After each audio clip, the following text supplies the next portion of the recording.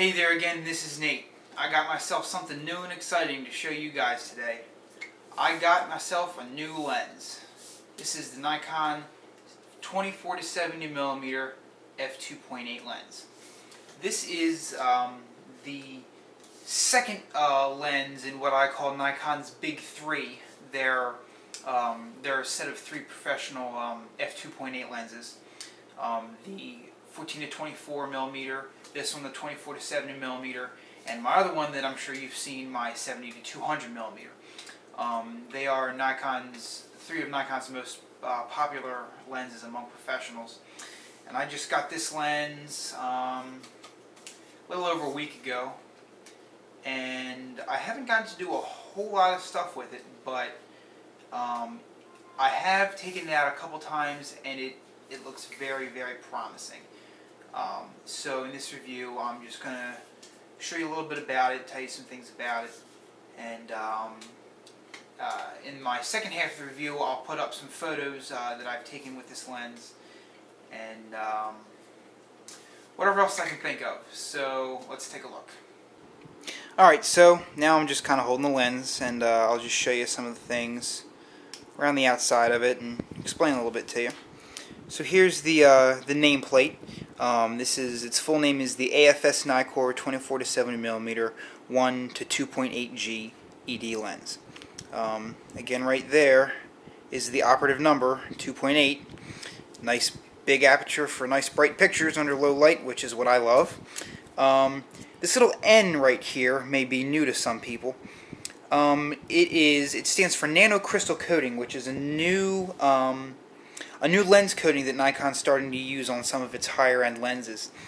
It's supposed to be really, really good for like flares and ghosts and that kind of stuff, to help keep that kind of stuff down.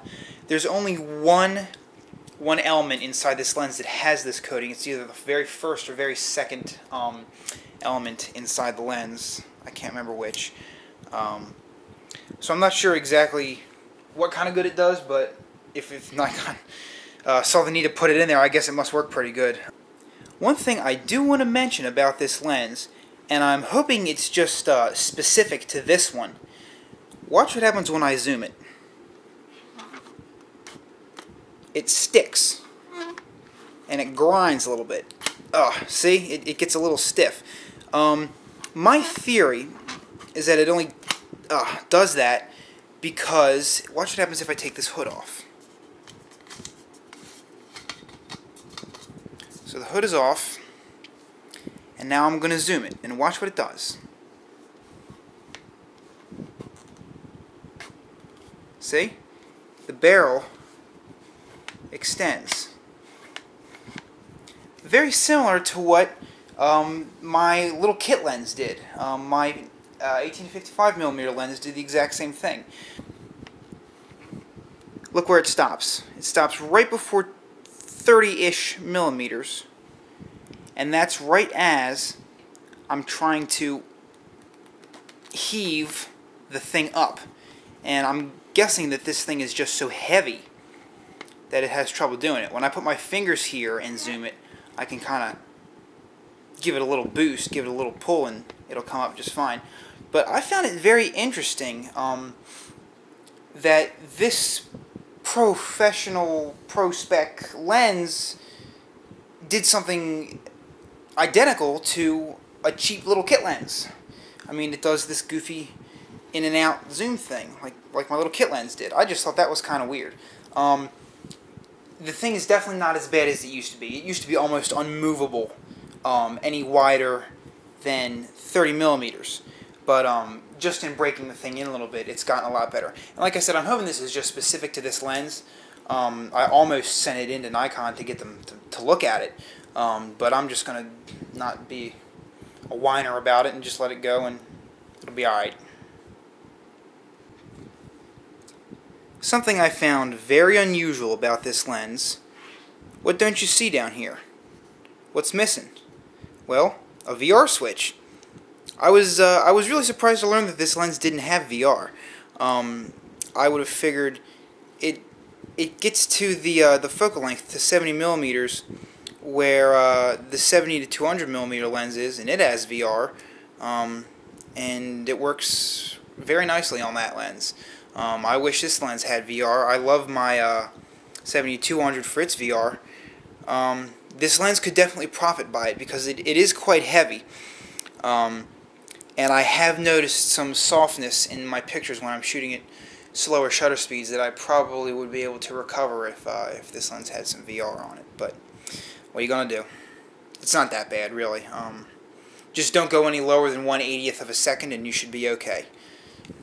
So like I mentioned a minute ago, this lens goes in and out as you zoom. Like that. Now, I'm going to show you something that I also found a little weird about this lens. I'm going to pick the hood up again, and I'm going to put it on. Okay, so now watch what happens when I zoom it.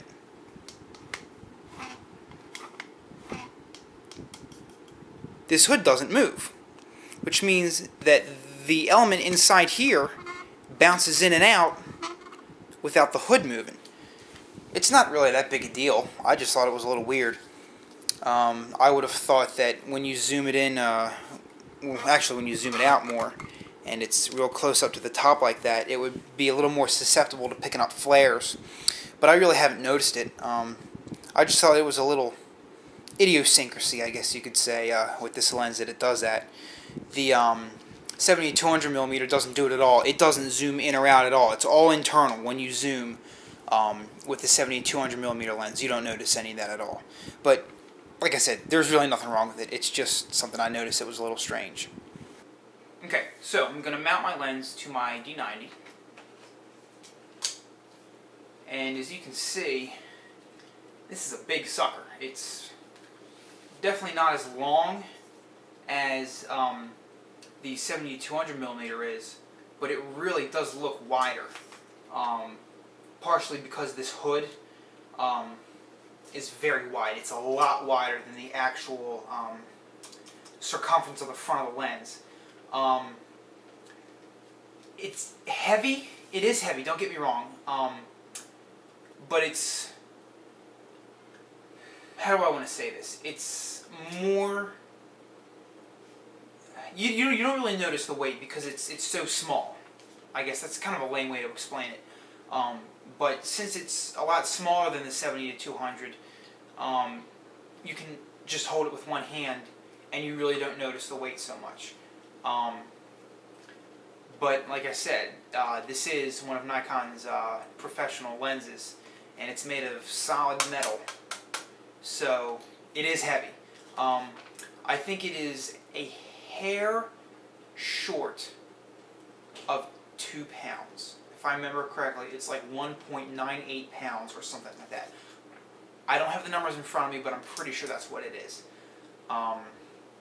The 70-200mm by comparison is about 3 pounds. So now we are going to do the focus test. And you can see it's got the little focus window right there.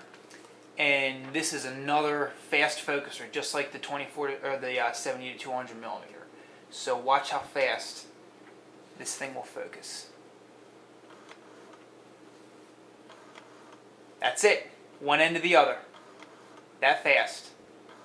And it's quiet too. So that would be the end of part 1 of this review. In part 2, I will share with you some images that I've taken with this lens and my D90, and I'll talk to you a little bit about how overall I feel that this lens performed. This first part of the review was simply to just discuss the lens and just talk about its strengths and weaknesses a little bit. And in the next review, I'm going to put all those things that I mentioned into practice and show you what this lens can really do, and physically show you through some pictures. So please do continue on to part 2, and we'll go into this lens a little bit more.